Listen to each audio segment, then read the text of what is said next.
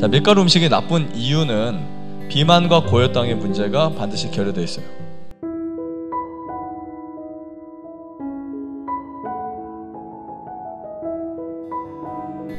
부분을 보면 밀가루가 이제 보통 이제 탄수화물의 92%를 차지합니다. 나는 밀가루 원래 안 먹었어 라고 하시는 분들은 가족들이나 주변 분들에게 꼭 알려주세요.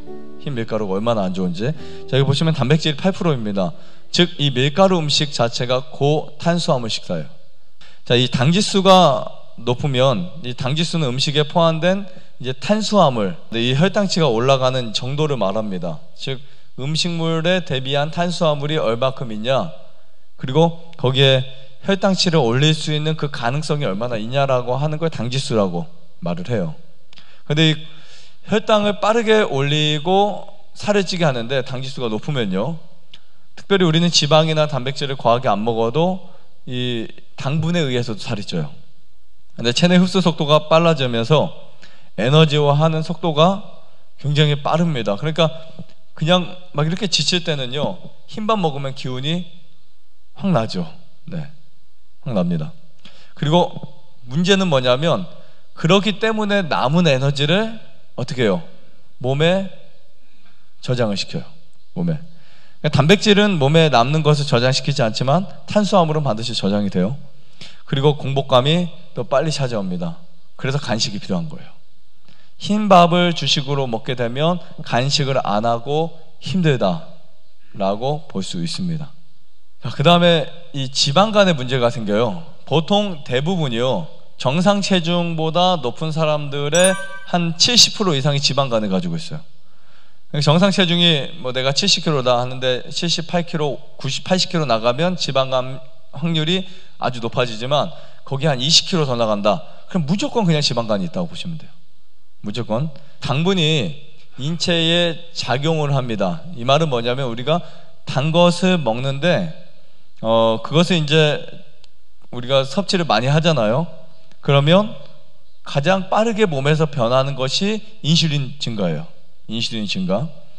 그리고 뇌에서 체내 지방을 저장하라는 명령을 내려요. 우리 뇌가 야, 지방을 빨리 저장해, 이렇게 신호를 보내는 거예요. 그러면 췌장에서 인슐린을 어디로 보내줄까? 이제는 간으로 보내줘요. 세포로 가는 것들도 있지만 간으로 보내줘요. 그럼 간에서 지방을 직접 저장하게 돼요. 그걸 뭐라고 한다고요? 지방간이라고요.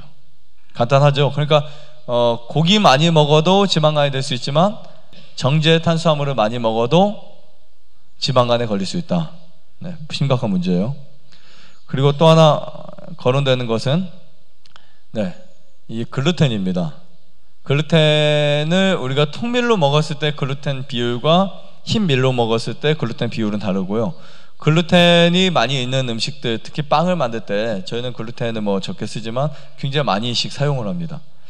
근데 이 장내 세균에 의해서 글루텐이 이제 에소로핀이라고 하는 마약 성분으로 바뀌어요.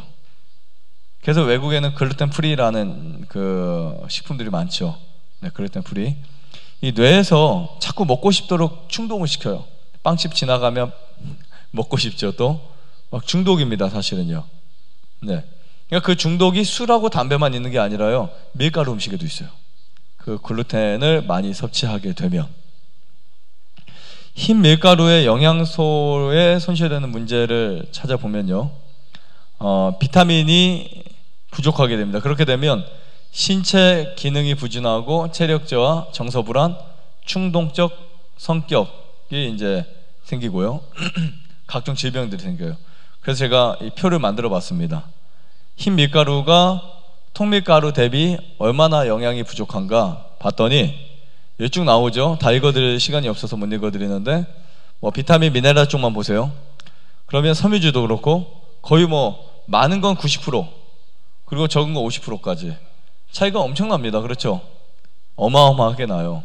그러니까 우리가 영양에 있어서 물론 탄수화물이라고 하는 영양 지표는 더 높겠죠. 당지수가 높겠죠. 그러나 우리 몸에 진짜 필요한 거, 여러분 사실 우리가 현 시대는요, 단백질이 부족한 것도 아니고 탄수화물이 부족한 것도 아니고 지질이 부족한 것도 아니에요. 이거 너무 넘쳐납니다. 얘네가 많으니까 병에 걸린 거예요. 단백질 과하다, 탄수화물 과하다, 지질 과하다. 근데 부족한 게 뭘까요? 이것들이 부족한 거예요.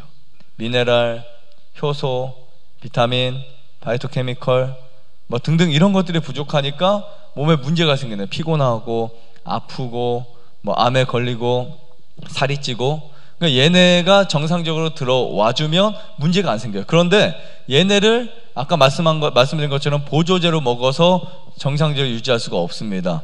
얘네를 정상적으로 유지하기 위해서는 반드시 알아야 될 거, 그것을 통째로 먹어야 된다. 이해하시겠죠? 내가 막 이렇게 정해서 먹는 게 아니라요, 내가 통째로 현미를 먹고 통밀을 먹으면 그것이 나에게 어떻게 된다고요? 내 몸에 필요한 균형을 맞출 수 있다라는 사실을 말씀드릴 수 있습니다. 참 이런 거 보면요, 우리가 통곡류를 먹어야 되는 이유 너무나 타당하다고 볼 수 있어요. 그 다음에 껍질을 벗겨서 먹는 거 혹은 또 가공식품들의 대부분들이 사실은 영양소 부족을 갖고 있어요. 그럼 그만큼 내가 먹어서 배부른 거 있죠. 배가 부르잖아요. 그만큼 거기에 따른 영양 부족이 느껴지는 거예요. 네. 아무래도 많이 먹다 보면 미래적으로 못 먹거든요. 좋은 음식을 섭취를 못 하거든요. 그런 문제가 생길 수 있습니다. 좋아요, 구독 눌러주세요. 눌러주세요.